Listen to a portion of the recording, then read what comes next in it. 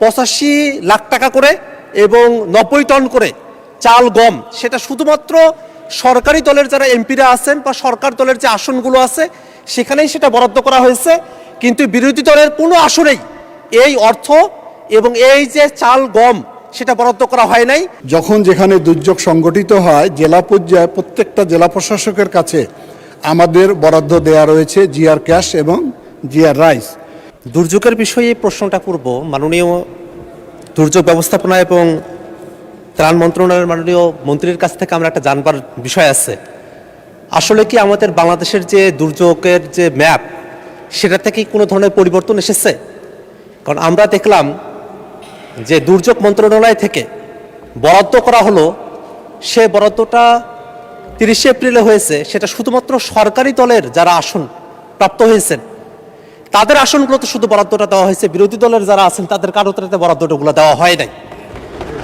যদি এরকমটা হয়ে থাকে যে বাংলাদেশের আসলে দুর্যোগগুলো যখন আসবে তখন শুধু সরকারি দলের যে আসনগুলো আছে সেখানেই দুর্যোগগুলো আসবে, বিরোধী দলের যে আসনগুলো আছে সেখানে দুর্যোগগুলো আসবে না, তাহলে হয়তো একভাবে হতে পারতো। কিন্তু দুর্যোগগুলো যখন আসে মাননীয় মন্ত্রী মহোদয়, তখন কিন্তু আপনার আসনেও আসে, তখন আমাদের আসনগুলোতেও এই দুর্যোগগুলো আসে, তখন কিন্তু আমরা সবাই কিন্তু সাফারার হই। এবং এই যে বরাদ্দগুলো আসে এটা কিন্তু সরকারি দল বিরোধী দল এই বিভাজন করে এই দুর্যোগগুলো আসে না।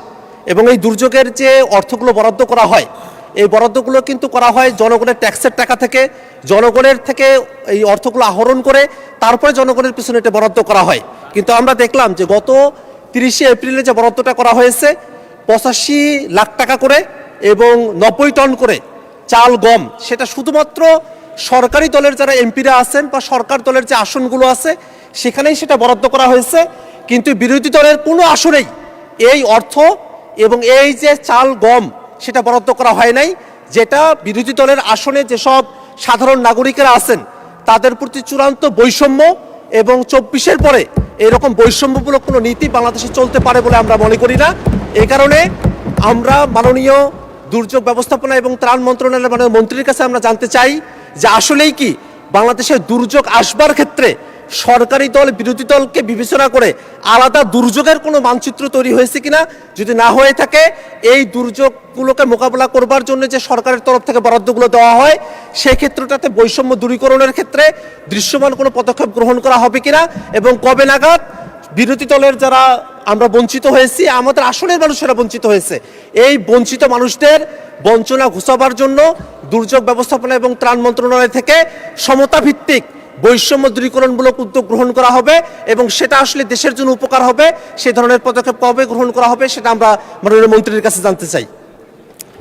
মাননীয় সদস্য, আপনাকে ধন্যবাদ। মাননীয় মন্ত্রী, ভেরি ফান্ডামেন্টাল কোশ্চেন একটা, if it is true and fair, আপনি দয়া করে একটু উত্তর দেন, আমরা সকলেই শুনি।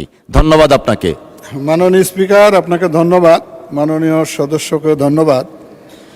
আমাদের মন্ত্রণালয় থেকে তো বিভিন্ন প্রকারের কার্যক্রম পরিচালিত হয়।